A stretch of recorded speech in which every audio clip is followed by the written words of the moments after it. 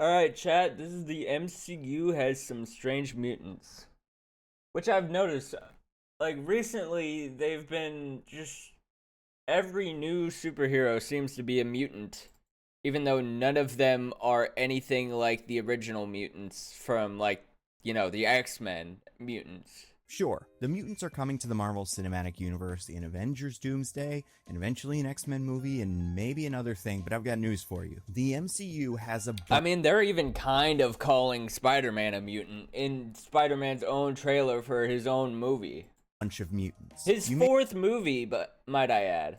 You need to know where to find them, but there are enough to fill a blackbird. And for the benefit of you, Kevin Feige, and for everybody else working on Marvel movies, and everybody else who's just watching these movies and maybe lost track, in this video, I'm going to cover all of the mutants in the Marvel Cinematic Universe. I'm going to go after all of the confirmed mutants, and also all of the characters who are mutants in the comics but might not be in the movies or shows, and also all the characters who are not usually mutants in the comics but seem to be in the movies and shows. I'll explain how they work in comics. I feel like we keep switching things up for no reason.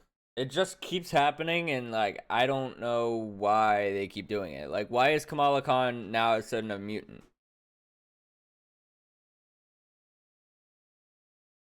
She can't be a mutant.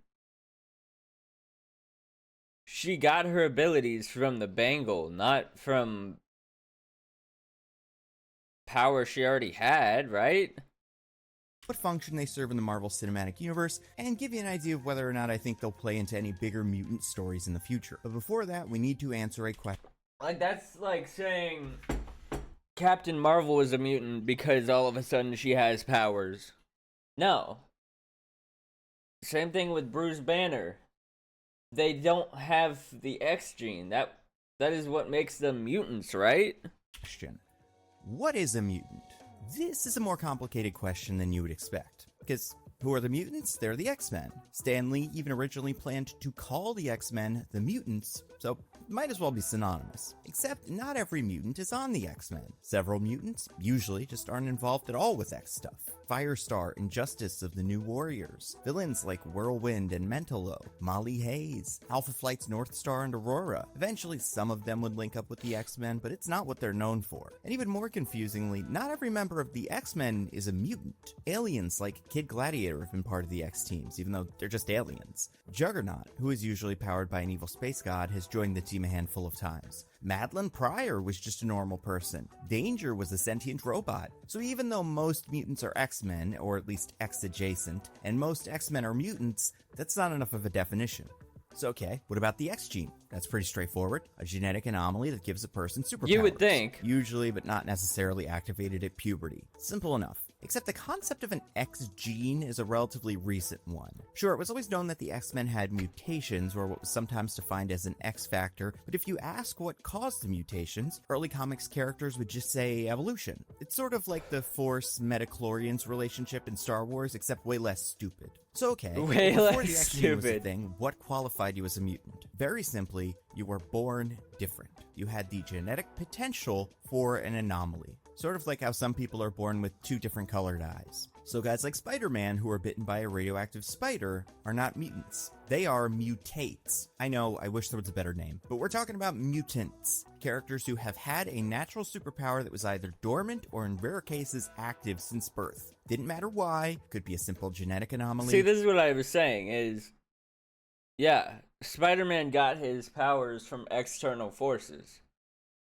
He didn't, unless you want to follow the, oh, you were destined to be Spider-Man, which is a dumb way to,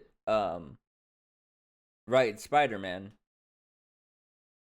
then yes, Spider-Man did not already have his powers laying dormant within him before he got bit by the spider. That's just stupid. The whole point of Spider-Man is that anyone could be Spider-Man. Could be exposure to radioactivity. Some aliens are even classified as mutants like Brew or Warlock. So that's what we're looking for here. And that's pretty emblematic of, well, anyone could be Spider-Man. We have so many different people who are Spider-Man or spider people with spider powers. Like Gwen Stacy, Miles Morales. Spider-Man, Ben Riley, Spider Noir, Penny Parker, even what's his name? The guy in 2099. I don't remember what his like actual human name is. Example. On the Wonder Man series, Damar Davis, aka Doorman, is not a mutant. As far as we see, he got his powers from touching some goo. Before that, normal guy. After that, door guy. But in the comics, Damar is born with the genetic potential for his powers. No goo, just nature and time. So comic... You know, because I was thinking when I was watching this show, wait, is that guy a mutant? No, because if that were the case, then that would mean Cloak and Dagger are also mutants, because they got their powers in almost the same way. I mean, they got their powers from the same freaking company. Like, if you think about it. Doorman, mutant. MCU Doorman, not mutant. So now that we've gotten that out of the way, let's start looking at the mutants of the Marvel Cinematic Universe. We'll go in order of appearance, which means we're starting with the debut, technically, in 2014, of the Twins. The Twins. Very simply, Wanda and Pietro Maximoff are complicated. And not because of the comics, because of Disney. You see, back yes, in the very day, much so, Marvel actually. sold the film rights to many of its characters that studios deemed valuable. Spider-Man went to Sony, Hulk went to Universal, and the X-Men, along with a handful of other popular characters like Daredevil and the Fantastic Four, went to 20th Century Fox. And they didn't just get the X-Men. Fox got all of the X characters. So the other mutant groups and the bad guys and their families could only be in Fox movies. Simple enough. But what about a character who technically premiered in an X book but then joined a different team and spent most of their comic careers there? Are they an X character or something else? Can they be in Fox movies or Disney movies? And that's the problem with Wanda and Pietro. Sure, they debuted in X-Men 4 as members of the Brotherhood of Evil Mutants, but they would go on to leave the team and join the Avengers. And if you're thinking, yeah, well still, they debuted in an X book and spent at least some of their time there, that's true, but I want you to guess how long in the real world was it between their first appearance in X-Men 4 and their induction. But I mean, we've seen, even in the MCU, that apparently Wanda has always had powers, and her powers were activated more so by the experiments that Strucker did on them. Into the Avengers. And keep in mind, by 2014, the first time this rights issue really mattered, they had existed for exactly 50 years. So how long were they part of the Brotherhood before they joined the Avengers? 1 year. That's all. Avengers 16, 1965. Wanda has been in a total of 1,370 comics, and only 7 existed prior to her joining the Avengers. So hey, Disney's got a case. The twins are almost exclusively Avengers. And this is where, like is true in many of the comics, Quicksilver ruins everything. You see, while Wanda had a long run as an Avenger, Pietro did not. Sure, he was on the Avengers, but that didn't stop him from... Pietro definitely didn't in the Age of Ultron. But also, his name isn't Pietro in the comics, is it? Or maybe it is, I don't know. Back into the X-Books whenever he was bored. He was an uninvited member of X-Factor and stepped in for a run on all new X-Factor. Granted, he would still spend a majority of his time with the Avengers, but still, Pietro was not as easy to box in as Wanda, and this led to compromise. Wanda and Pietro could show up in both the Disney MCU and the Fox X-Men movies. I know what you're thinking. Who cares what happens in the movies? That doesn't affect the comics. And I would say, usually, but in an effort to make their claim to the characters even stronger ahead of their debut in Age of Ultron, Marvel Comics decided to hit the twins with the retcon hammer. In Uncanny Avengers 4, after the twins were captured by the High Evolutionary, he explained that their mutanthood, which has been the standard for going on 50 years, was a lie. They were not born with mutant powers. The High Evolutionary kidnapped the twins and experimented on them. Experiments that left each twin with superpowers, but ones that the High Evolutionary was bored by. So he returned them to Django and Maria Maximoff and let the twins think their powers were natural mutations. But wait, again, you're saying, I thought Magneto... Oh, okay. Interesting. So he literally gave them powers and were like, these aren't as cool as I thought. Here you go, somebody else take them. was their father. He told them as much during the Vision and Scarlet Witch series. And wait, if he's not their father, why does Quicksilver look like Magneto? And why does Wanda look like Magneto's wife Magda? It's the comic equivalent of that Godzilla joke in Austin Powers 3. Run! Wanda and Pietro are mutants. It looks like they're mutants. But due to international copyright laws, it's not. Still, everyone should treat them like they are. Though it isn't. Why do the twins' powers seem like mutant powers? Enough so that everyone, including characters who should be able to sniff this stuff out, can't? And also, wait, didn't the Wizard think they were his kids for a while? All I'm trying to get at here is that in the comics, technically, neither Quicksilver nor Scarlet Witch are mutants. And because this was done by Marvel ahead of the movies, and because nothing in the movies explicitly contradicts it, I would say that in the MCU, Wanda and Pietro are not mutants. Wanda got her powers from her magical destiny, and she protected Pietro from the Mind Stone by giving him his powers. Huh. While he was definitely nowhere near the first mutant to exist in the timeline of the actual MCU, the first one we see in a movie or show is introduced in the summer of 2021. Around halfway through Black Widow, we meet Alexei Shostakov, the Red Guardian, and in his spare time, Alexei apparently arm wrestles other prisoners who I guess don't know he's actually a super soldier, even though he's not exactly keeping it a secret. In fact, he's telling stories about how he's a super soldier while demonstrating his super strength, and people still want to arm wrestle him. I don't know. But Alexei is approached by a large man who Alexei calls Ursa. The man accuses Alexei of lying about his exploits before getting his arm broken by Alexei, because Alexei is obviously telling the truth and being a super soldier, but everybody ignores it. Like, maybe you arm Wait, are you trying to tell me that that random guy is a mutant? wrestle Thor for fun, but you wouldn't be surprised when you lose, right? Now, it doesn't come up in the movie, but Ursa is part of the code name for a Marvel Comics character named Ursa Major. In the comics, his real name is Mikhail Ursus, and he's one of Russia's Avengers analogs, along with the Red Guardian, Darkstar, Crimson Dynamo, and some sillier ones like their Vision, Vostok, their Thor, Perun, and their Black Panther, or maybe Wolverine, or maybe Tigra, Cybercat. Like many members of the Soviet super soldiers and Winter Guard, Mikhail is a mutant. Specifically, he has the power to transform into a giant anthropomorphic bear. In his bear form, Mikhail gets super strength, speed, and claws. So he's sort of their Hulk. And in case you're thinking, so what? His nickname is Ursa. That doesn't mean he's Ursa Major. If he was, why wouldn't he turn into a bear at some point or be held in a special cell? This guy is clearly a big guy. Maybe Ursa is just a nickname. That would make sense. Except the week after Black Widow released, the actor that played Ursa Major, Oliver Richters, who happens to be playing Zangief in the new Street Fighter movie, posted on Instagram that, quote, Marvel Black Widow is out. After 2 years, I can finally tell who my character. Wow.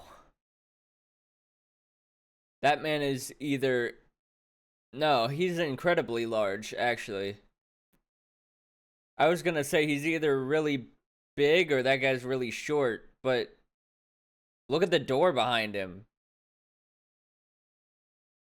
Look at how high that is from the ceiling, and look where his head is compared to the ceiling.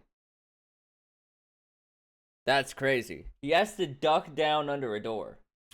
Ursa Major, the first mutant to appear in the Marvel Cinematic Universe. He even goes on to confirm in the comments that he is a mutant in the movie. And that's all I need to hear. So for some reason, Ursa Major was the first mutant explicitly introduced in the MCU.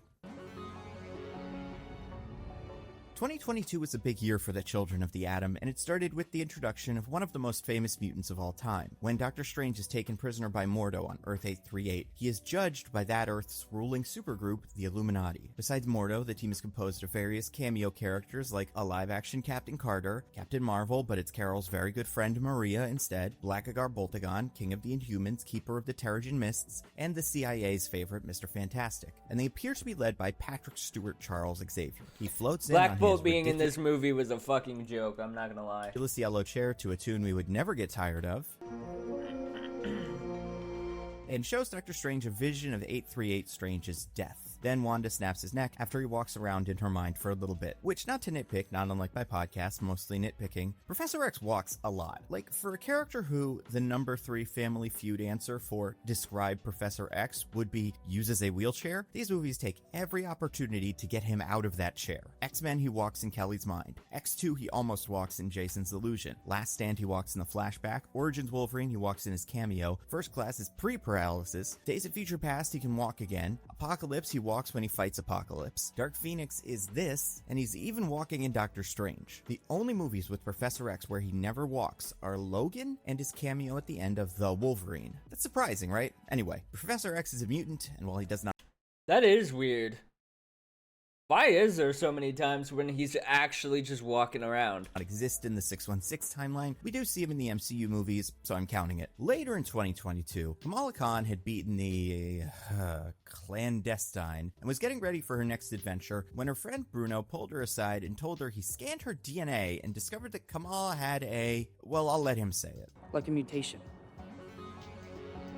And to comic fans, this was, to put it gently, surprising. You see, for her entire existence in the comics, Kamala was something called an Inhuman. If you're one of the people who did not see the Inhuman series, which is all of you, here's how they usually work. The Inhumans were a group of humans who were experimented on... I constantly forget that series even exists, bro. ...by the Kree, these sometimes blue aliens that are always up to something. The experiments gave the humans superpowers, but, and this is one very big difference, the superpowers needed to be activated by the Terrigen Mists. And luckily, we know who keeps them. So mutants and Inhumans were both born with the potential for superpowers, but mutant powers occur naturally, usually around puberty, whereas Inhuman powers need to be activated by Terrigen Mist. And Blackagar Boltagon is the king of the Inhumans and keeper of Terrigen Mists. They all live on the moon in relative secrecy, and because they are the result of experimentation and not a natural process like mutant evolution, new Inhumans can only be created the old-fashioned way, like in the show. This was the first thing we saw Black Bolt do. Just great What? stuff. But sometimes, Inhumans had children with non-Inhumans.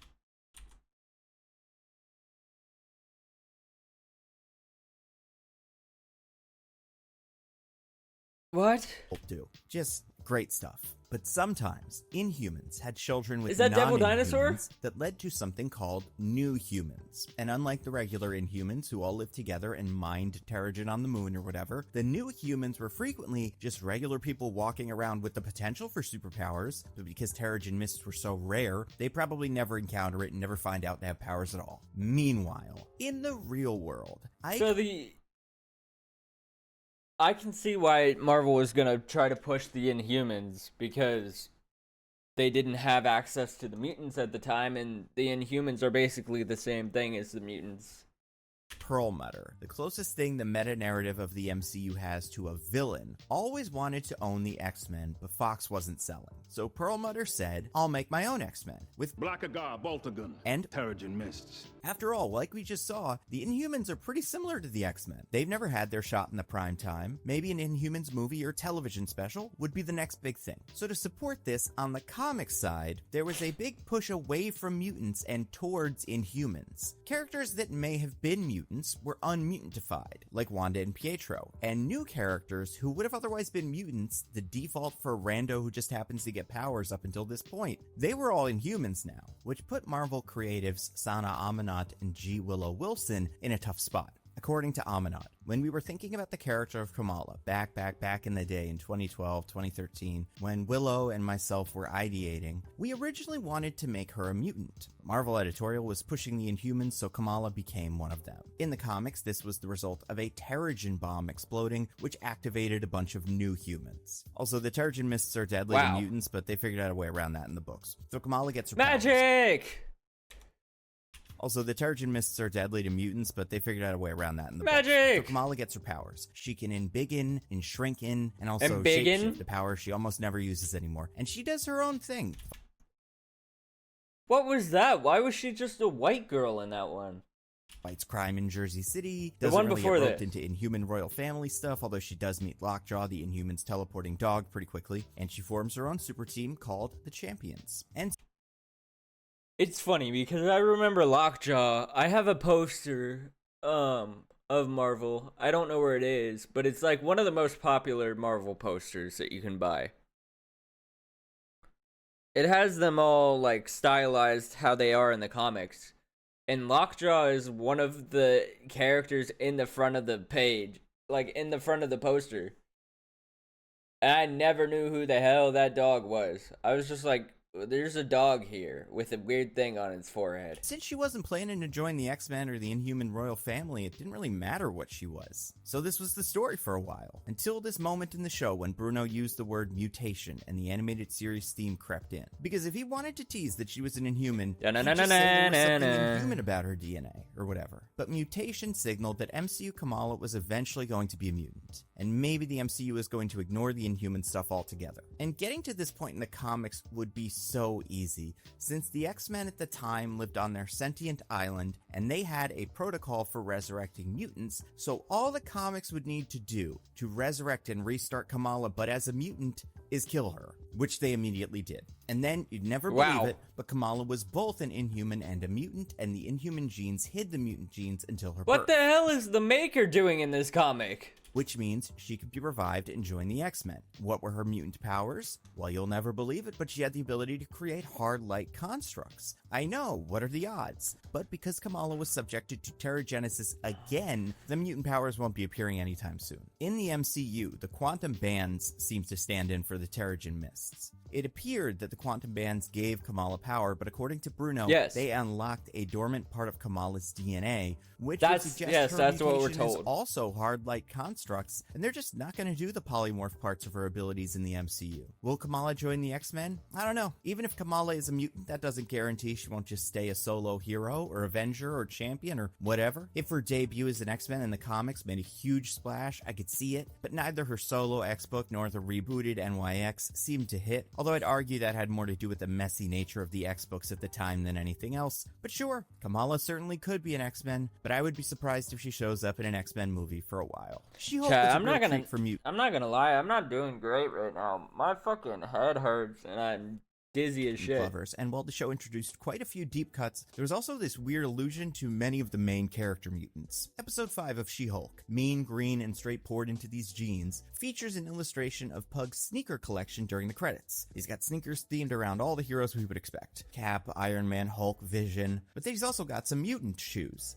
Now, I'm not trying to make the case that these sneakers prove that all these mutants the Cyclops exist in the one, MCU, the Deadpool one. Nobody's mentioned them. But it's a fun Easter egg, so I figured I'd put it in the video. You've got, from left to right, Spider-Man, Moon Knight, Black Panther. I know he's not a mutant, but sometimes he is. We'll get to it. This one under his arm might be Colossus. This yellow one might be a reference to Xavier's hover chair. Then you've got Namor, and then on the right there's Bishop, Cyclops, Wolverine, maybe Iceman, and probably Cable. And there might be some I missed. Put them in the comments. So you missed the one on the bottom. It's Moon Knight. Black Panther, Spider-Man, Captain Marvel. Let me know if you see where I'm pointing these out at. Besides the sneaker end credits cards, She-Hulk saw the introduction of two mutants. The first showed up in episode 6, Just Jen. Mallory and Nikki took the case of a philanderer named Craig Hollis, although he goes out of his way to brand himself Mr. Immortal during the meeting. Now, Craig never explains where his powers come from, but if you default to the comics, that makes him a mutant. Mr. Immortal is the founder of a group known as the Great Lake Avengers. They're a bunch of Z-list, superpowered people who band together to start their own Avengers because they're bored. And while not every member of the team has been a mutant, dinosaurs What the fuck is that guy? Together to start their own Avengers because they're... What the hell is this? Is that just the bondage hero? Bondage hero, I guess. bored. And while not every member Bondage of the team guy has been a mutant, Dinosaur What the was some hell? sort of alien or dinosaur person, Grasshopper was a guy in a suit, and Squirrel Girl seemed like a mutant, but she wasn't. The main four Great Lake Avengers are mutants. Craig specifically is both a mutant, Homo Superior, and something else just known as Homo Supreme, which means he is functionally immortal and will exist forever until the end of the universe. Bummer. In the next episode of She-Hulk, The Retreat, Jen meets a bunch of villains at the Abomination's wellness retreat thing, one of which is a man in a blue and red uniform who fights Man-Bull using a sword, and this character is named El Aguila, and El Aguila is typically a mutant. In the comics, El Aguila is a Zorro-type figure. Imagine if you got powers to never age and never die, but you get your powers at like 60 years old.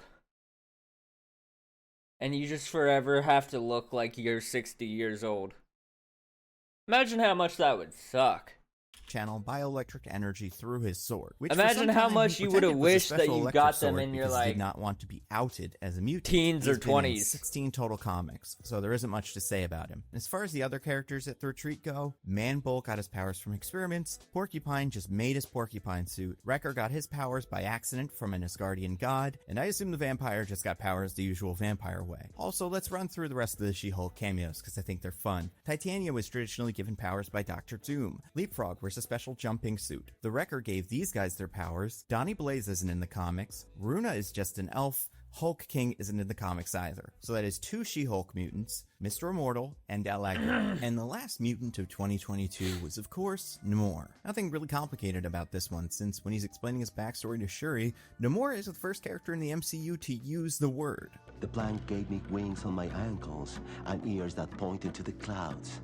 I was a mutant. What are Namor's mutant He abilities? was a mutant. Okay, so your base Talokanil has the ability to breathe underwater at the expense of their ability to breathe air. That's why their skin is blue when they're on land. It's also why they need to wear those little masks filled with water. It seems like they're also super durable because they live deep under the ocean at intense pressure. Because Namor is a hybrid, a baby conceived by humans but birthed by a Talokanil since his mom transformed mid-pregnancy, Namor has the natural ability to breathe both underwater and on land. As far as his actual mutation is concerned, what was the result of the X gene? Namor has wings on his feet that allow him to fly, super strength and durability above your average Talokanil, and of course, pointy elf ears. This lines up pretty one-to-one with comic Namor. He's also a mutant and has been one since Uncanny X-Men 6 in 1964, when one of his guys suggested he might be, and he was like, oh yeah, I guess I am. Hey, you know, you might be a mutant. With Quantumania by and Guardians golly 3 on the gee, big you're screen, right. And Secret Invasion, Loki Season 2, and What If on streaming. But one movie inexplicably ended with what seems to be our first look at the Fox X-Men universe and one of its mutants when Beast showed up for a cameo at the end of The Marvels. If you've forgotten, The Marvels ends with Carol and Kamala transferring some of their power to Monica so she can I forgot repair a this tear in movie the fabric of the existed, universe. to be honest. She closes the tear from the inside but is trapped in a parallel universe. We don't know this for sure, but it appears to be Earth 10005, the Fox X-Men universe. And in it we find Binary, who in this universe is Monica's mother, Maria Rambeau, working aside Hank McCoy, aka Beast. Beast in this scene is voiced by Kelsey Grammer, like he was in X-Men The Last Stand in Days of Future Past. He's completely CGI, which makes sense since the actor is much older, and they appear to be going for Beast's more comic-accurate look with the lab coat and the flippy hairdo. In the comics, Hank is a mutant with superhuman agility, durability, and strength, who, as a result of taking a serum designed to mutate humans, is also covered in blue fur and has animalish features like claws and fangs. But very important, that is not the result of his original mutation, it's a separate thing. Beast is also one of the smartest characters in Marvel Comics, and again, this appears to have nothing to do with this mutation. He serves as the X-Men's chief scientist, especially when it comes to research into genetics and mutation. In the comics recently, you know what, let's not talk about it. Traditionally, Beast is charming, intelligent, and kind. What happened? What happened in the comics? In 2024, we got an actual movie filled with mutants, so I'm not going to go deep on all of them, but I will list them. Deadpool. Wait a second, you're saying? Deadpool is traditionally not a mutant. He is a mutate. And in these comics, these are very different things. Mutants have the X gene and get their powers when it activates. Mutates get their powers from something else, like a spider bite or a chemical spill. And in the comics, Deadpool was that second thing. He got a transfusion of Wolverine's blood as part of Department K's expansion of the Weapon X program. So mutate. However, in the movies, it sort of feels like Deadpool is a mutant. In Deadpool 1, we learn that Wade Wilson got his powers after Ajax subjected him to extreme torture, which means the power was inside of him all along. It just needed to be awakened. And that's how why the he X is a gene mutant. works. Specifically under times of stress, it tends to activate, which also usually happens to be around puberty. So Deadpool and all of his variants, except maybe Nicepool, appear to be mutants in the MCU. Colossus. Peter Nicepool was just a dude who got killed brutally. Can turn his skin into steel and is a confirmed member of the X-Men. Negasonic Teenage Warhead. Ellie Fimster can generate atomic blasts, also on the X-Men. Yukio can generate electricity. There is another Yukio in Marvel Comics and also a different one in the Wolverine movie, but this Yukio does not appear to be related to either of them. Wolverine. He's not just an X-Man, he is the X-Man. Logan is one of the most well-known characters in all of Marvel Comics behind Spider-Man and maybe Hulk, so you know the deal. He has healing factor, claws, enhanced senses, and because of his healing factor, Logan was the subject of an experimental procedure to graft the indestructible adamantium onto his skeleton, including the claws. We meet a few other Wolverines who you'd have to assume are also mutants like the main Wolverine. This includes comic-accurate height Wolverine, Age of Apocalypse Wolverine, Short King Wolverine. Patch, Henry Cavill Wolverine, Old Man Logan, Uncanny 251 Wolverine, Brown and Tan Wolverine. As variants, they all have presumably the same powers as regular Wolverine. Cassandra Nova, the psychotic twin of Professor X who killed him in the womb. Cassandra has telekinesis and tactile telepathy. Her guise. Cassandra Nova has a crew made up of humans and mutants. The mutants we see are Toad, Pyro, Sabretooth, Blob, Psylocke, Azazel, Lady Deathstrike, and the That was supposed to be Blob. Toad, Pyro, Sabretooth, Blob. That guy is not nearly big enough to be Blob. Psylocke, Azazel, Lady Deathstrike, and the Juggernaut, who is not usually a mutant, but since this version is based off the Juggernaut from X-Men The Last Stand, he seems to be a mutant. Gambit, the Raging Cajun. Why is Juggernaut not a mutant? Isn't he literally Professor X's brother? Why would they... Professor X is a mutant at least, right? aka Holy Remy LeBeau shit. makes his second live-action appearance in Deadpool and Wolverine, and the first played by Channing Tatum. He has the ability to charge objects with kinetic energy that causes them to explode. Laura. X-23, aka Laura Kinney, is a clone of Wolverine, and he's a mutant, so she's a mutant too. She has all the same powers as Wolverine. The last season of What If also introduced 2 actual X-Men into the MCU. Okay, but she First, we also got a has version of knife Aurora feet. Monroe, aka Storm, Is this What If? They had Storm use Mjolnir? X-Men into the MCU. First, we got a version of Aurora Monroe, aka Storm, who That's is fucking also the awesome. Goddess of Thunder. That's pretty much all we know, although since she is voiced by Alison Seeley Smith and sounds a lot like the version from X-Men 97, can we assume this is the same character? I don't know, maybe. Also, how does this Storm work, you may wonder? Storm traditionally has the mutant power of climate Where's this comic? I need to find it for research purposes. manipulation, Why did they... Why did they dress her like that? which also appears to be a power Mjolnir just grants whoever is able to wield it. So which is she using in the episode? Probably both. Like Mjolnir focusing Thor's lightning, this hammer focuses Storm's weather control and just makes her more powerful. Also, I don't think this is necessarily... Am I the only one that thinks Thor was more badass without a weapon? When he was just... the lightning was coming from his body? I just think seeing lightning take over Thor's entire eyeballs and then blasting people with lightning out of his fist was way cooler than seeing him use a sword, an axe or a hammer.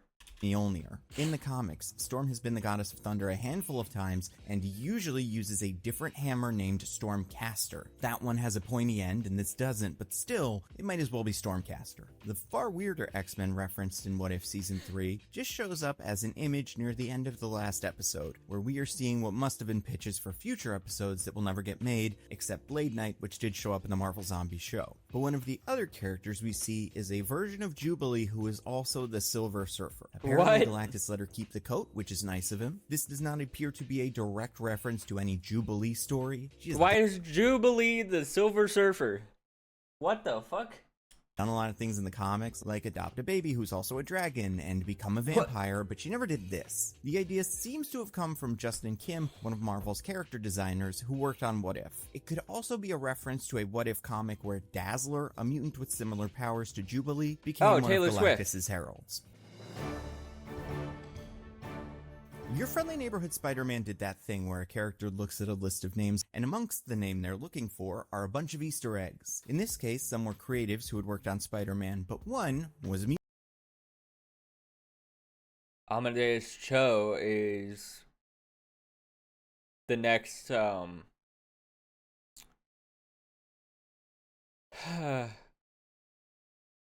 next Hulk. Peter Parker. Max Dillon is Electro. I've heard of Diane Jenkins, I think. Mutant, Kaiden Nixon premiered in the NYX series that is A, very 2000s, and B, aged really badly. Kaiden is a troubled teen who learns she has the ability to step into a different time stream, which makes everything move more slowly around her. Like Quicksilver in the X-Men movies, time in a bottle. To escape the time stream, Kaiden needs to touch someone, and when she does, Kaiden does a ton of damage. Just tapping a guy broke his arm. We didn't see much of Kaiden until she reappeared on the relaunch of NYX, which also featured Miss Marvel. That book is not great, but it is nowhere near as weird as the original, so if you want to read a Kaiden thing, that's probably where you should start and end. Is that X-23 dressed up as Wolverine? I never thought I'd want to see that so bad. I kind of want to see X-23 in a comic-accurate outfit now. Wait, that's cool as shit. Kaiden does not have much of a connection to Spider-Man besides being a New York-based superhero, and under normal circumstances, I would not expect to see her in a second season, but this is the show that introduced Wave and Finesse, so who knows. 2025 was light on mutants, so Marvel really... I still have to watch that, and I also have to watch,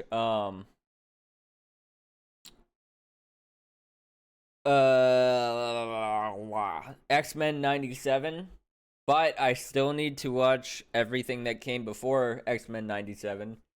And I have to watch the rest of What If, because I've only seen up to season 1. And the one episode about the Native American superhero. Those were the only ones I was interested in. Because it seemed like everything got worse as What If went along. But I guess I'll go back and check it out on the Patreon.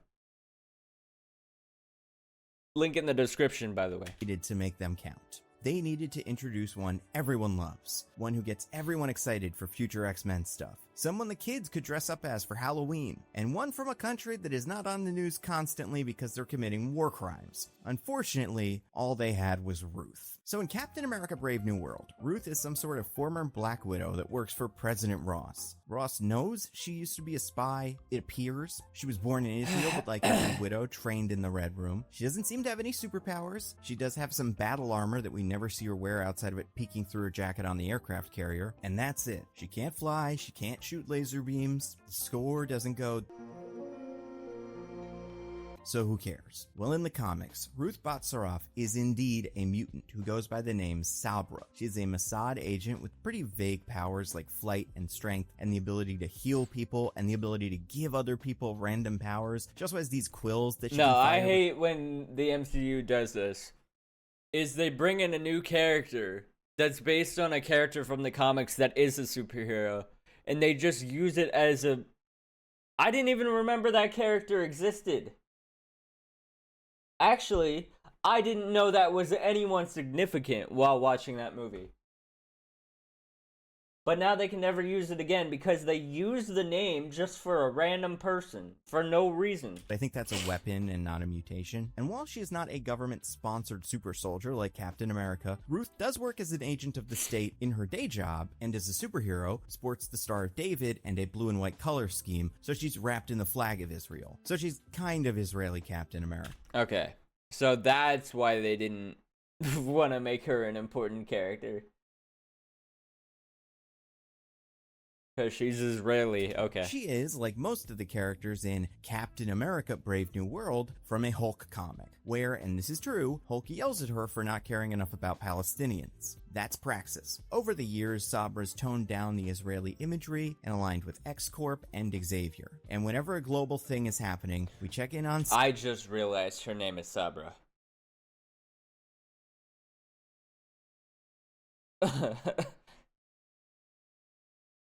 That's insane.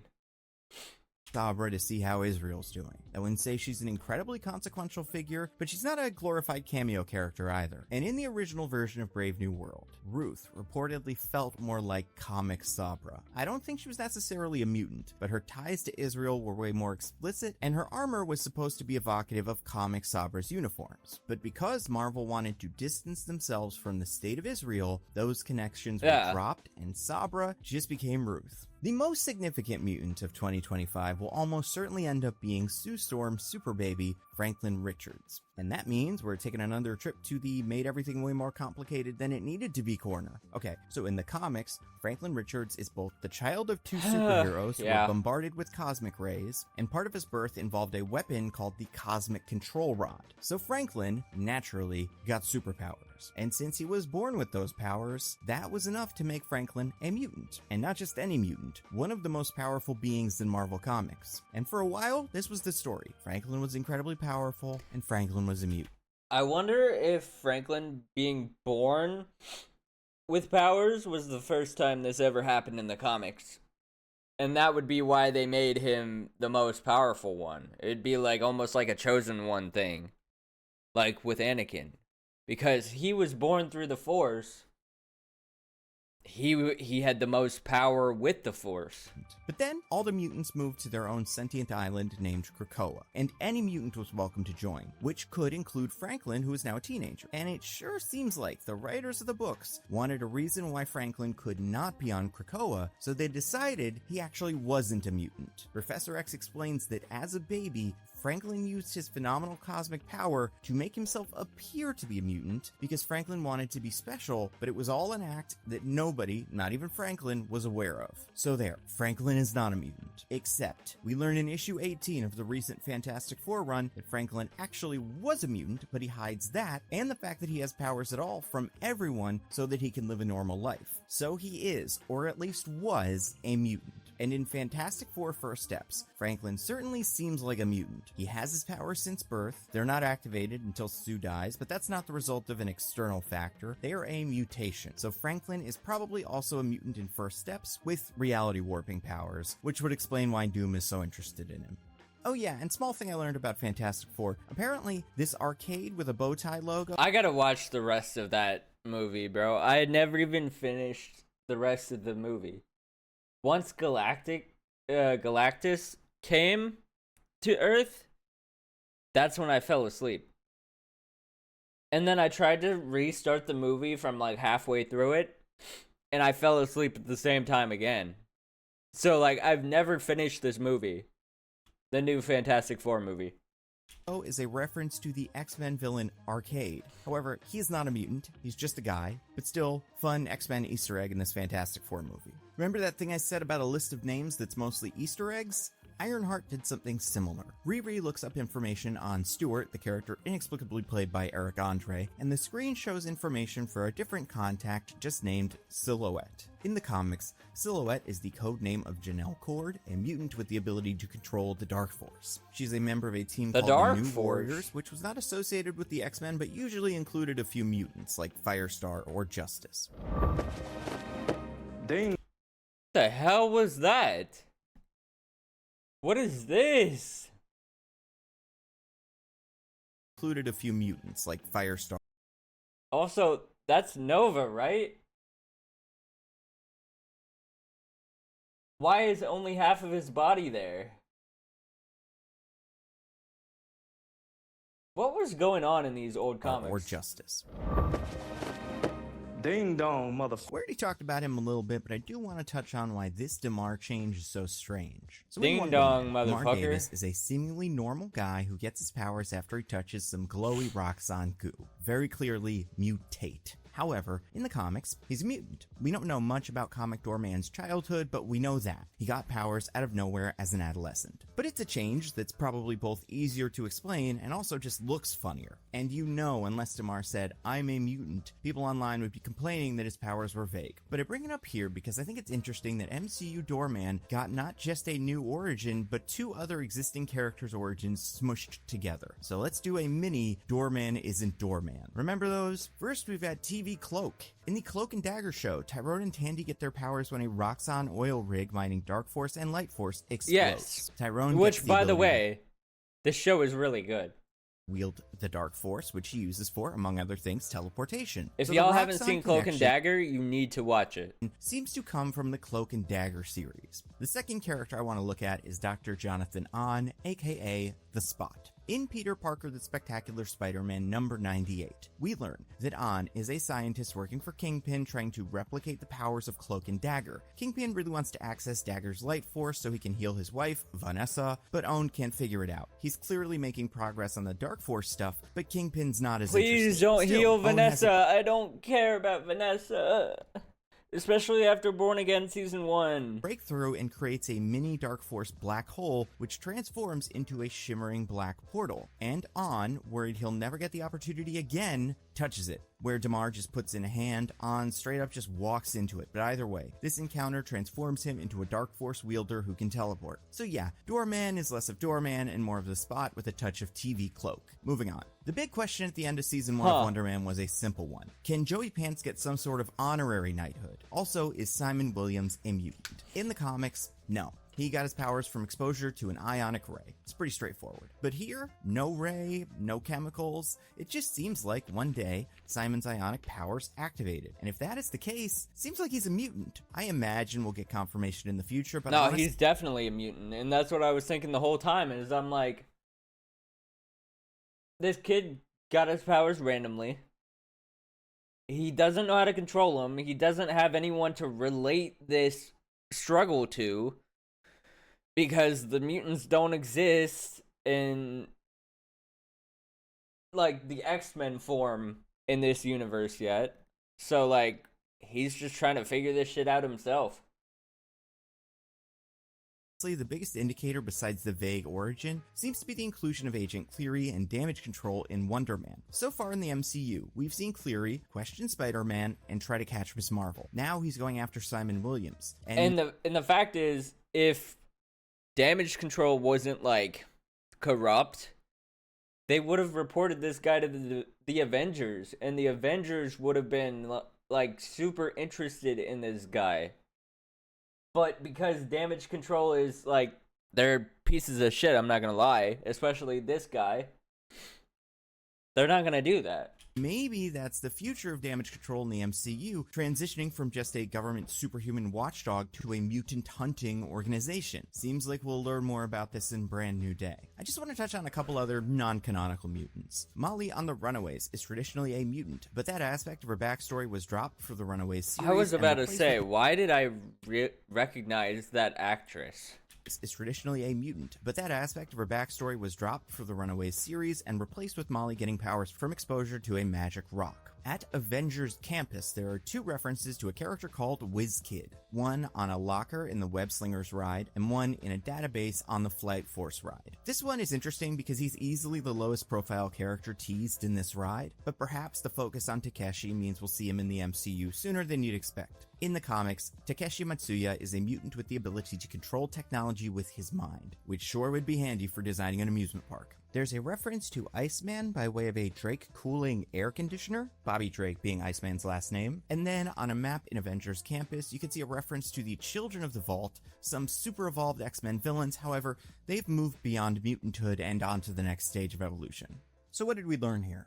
Well, first we learned that mutants come in all shapes and sizes. Over the years, the criteria for what makes someone a mutant has changed, and in some rare cases, it's just fully rewritten. Either way, it's fluid. Nah, that's really cool to see, like, them making references to the comics in Disney World. Of all places. You'd think that Disney World would just be trying to market, like, their main MCU characters, like Iron Man, Captain America, Hulk, Thor, Spider-Man, Wolverine, Deadpool,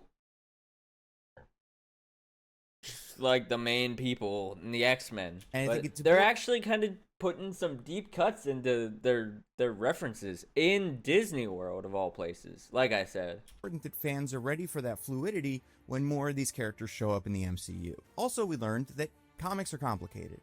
Plenty of comic decisions feel like they came out of nowhere, and it turns out if you look into it, they're because of brand synergy or something like that. But third, I think this does speak to a strategy on the part of Marvel and you, Kevin Feige, the person who this video is for. Sure, we're less than a year away from Avengers Doomsday, which will bring back the Fox X-Men, and then at least a year, probably longer, before a proper reboot of the X-Men in the MCU. But Marvel's done a good job getting us comfortable with the core X-Men ideas. Stories about outsiders, hiding a secret, frequently hated and feared by the public and pursued by agents of the state. Different characters have different opinions on how to deal with public perception, maybe heroics. I think instead of just having all the same characters that the Fox X-Men movies had, they're probably gonna have all these mutants or actual mutants, confirmed mutants, that they are bringing into the MCU as main players of the squad, and then have some of the original X-Men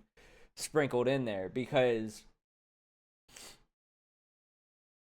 I mean, they didn't do the Spider-Man origin story because they were like, everyone knows Spider-Man's origin story, so they skipped on that. Everyone knows the Hulk's origin story, so they summed it up in a minute and a half in the opening of the movie. The only origin stories I can think of in Marvel: Iron Man, Captain America, barely Thor, barely.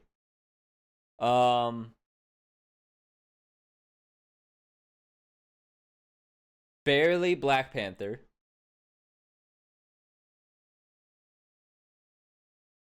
We got to see the forming of the Guardians of the Galaxy, but we didn't see the origins for all the characters.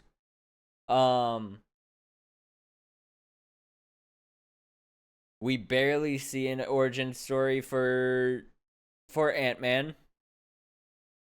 What other origin stories do we have? Captain Marvel, I guess.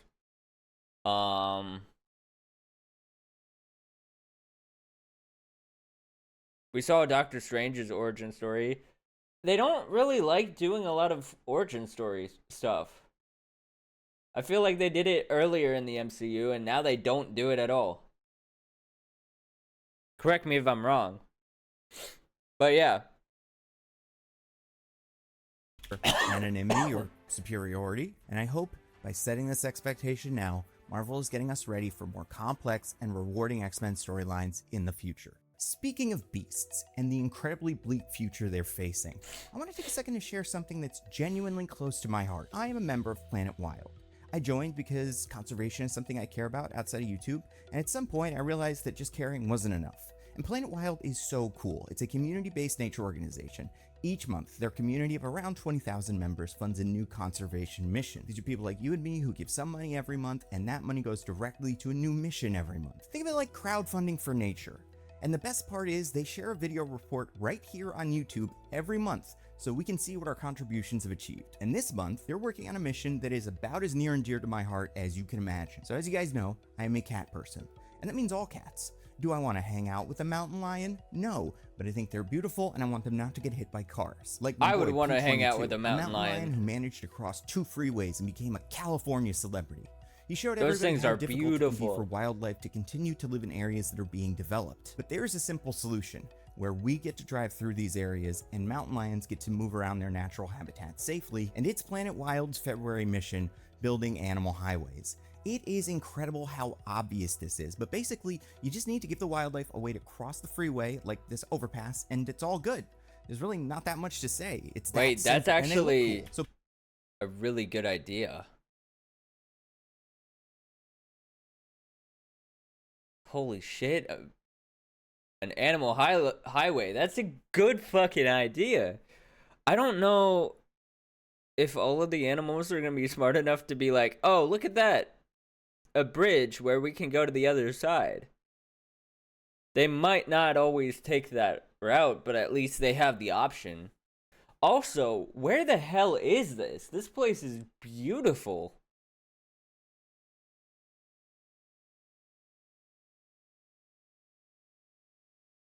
I want to just park on the side of that highway and start walking into the woods.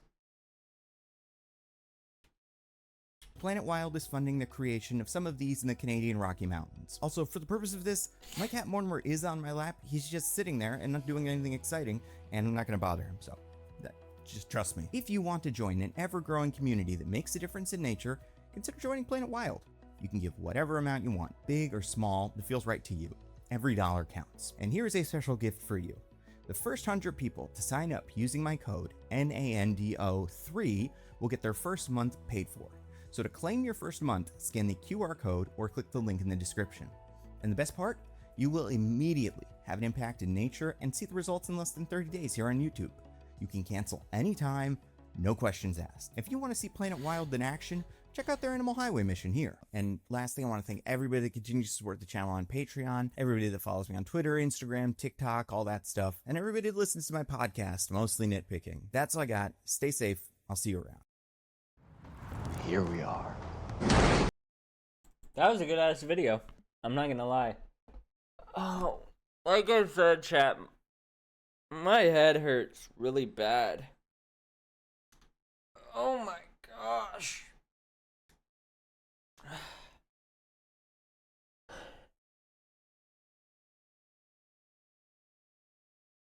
I feel like I can't really make like effectively good content when my head just is, it's in so much pain right now. I don't even know why.